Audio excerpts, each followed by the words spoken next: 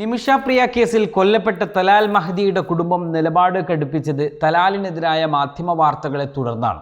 കഴിഞ്ഞ ദിവസം BBC-ക്ക് നൽകിയൊരു അഭിമുഖത്തിലും തലാലിനെ കുറ്റക്കാരനാക്കി നിമിഷ പ്രിയയെ ഇരയാക്കി ചിത്രീകരിക്കുന്ന ഇന്ത്യൻ മാധ്യമങ്ങളെക്കുറിച്ച് വളരെ രൂക്ഷമായാണ് അദ്ദേഹത്തിൻ്റെ സഹോദരൻ ഫേസ്ബുക്കിലൂടെ സംസാരിക്കുന്നത്. എന്നിരുന്നാലും നിമിഷ പ്രിയയ്ക്ക് അദ്ദേഹവും കുടുംബവും മാപ്പ് നൽകാൻ സാധ്യത ഏറെയാണ് എന്നാണ് പുറത്തുവരുന്ന റിപ്പോർട്ടുകൾ. തൻ്റെ സ്വന്തം മകൻ കൊല്ലപ്പെട്ട കേസിൽ നിരുപാധികം മാപ്പ് കൊടുത്ത വ്യക്തി കൂടിയാണ് തലാലിൻ്റെ സഹോദരൻ അബ്ദുൽ ഫത്താഹ് മഹദി.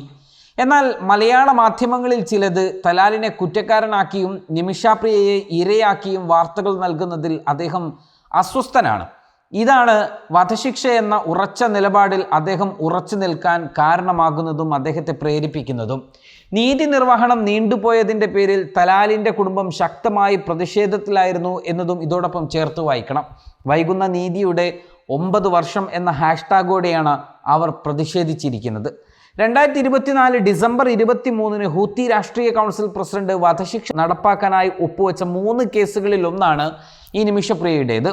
അതിൽ മറ്റു 2 കേസുകളിലേക്കും പ്രതികളുടെ വിധി നടപ്പിലാക്കിയപ്പോൾ ഇതുമാത്രം മാറ്റിവെച്ചതിനെതിരെ തലാലിൻ്റെ സഹോദരൻ നീണ്ട കുറിപ്പ് തന്നെ തൻ്റെ ഫേസ്ബുക്കിൽ പോസ്റ്റ് ചെയ്തിരുന്നു.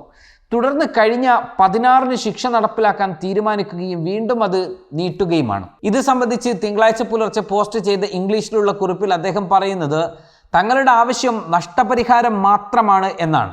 എന്നാൽ കഴിഞ്ഞ ദിവസം വധശിക്ഷ നൽകണമെന്നതിൽ ഉറച്ചു നിൽക്കുന്നതായി വ്യക്തമാക്കിക്കൊണ്ട് അദ്ദേഹം മറ്റു ഫേസ്ബുക്ക് പോസ്റ്റും എഴുതുകയാണ്.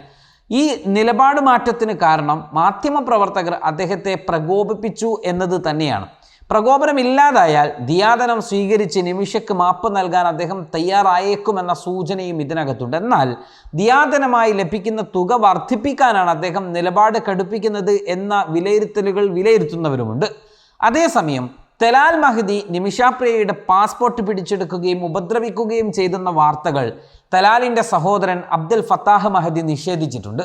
മലയാള മാധ്യമങ്ങൾ തെറ്റായ പ്രചാരണം നടത്തുകയാണെന്നും ഇതു വധശിക്ഷ നടപ്പിലാക്കണമെന്ന ആവശ്യത്തിൽ ഉറച്ചു നിൽക്കാൻ തങ്ങളെ പ്രേരിപ്പിക്കുന്നു എന്നുമാണ് അദ്ദേഹം സമൂഹ മാധ്യമത്തിൽ കുറിച്ച കുറിപ്പിൽ വ്യക്തമാക്കിയത്. ഞങ്ങളുടെ നിലപാട് ഉറച്ചതാണ്. ദൈവ നിയമമനുസരിച്ച് പ്രതികാരം നടപ്പിലാക്കുന്നതിൽ ഉറച്ചു നിൽക്കും. തലാൽ നിമിഷയുടെ പാസ്പോർട്ട് കണ്ടുകെട്ടുകയും ചൂഷണം ചെയ്യുകയും ചെയ്തെന്ന തരത്തിലുള്ള കിംവദന്തികൾ ചില ഇന്ത്യൻ മാധ്യമങ്ങളിൽ വന്നിരിക്കുന്നത് അടിസ്ഥാനരഹിതമാണ്.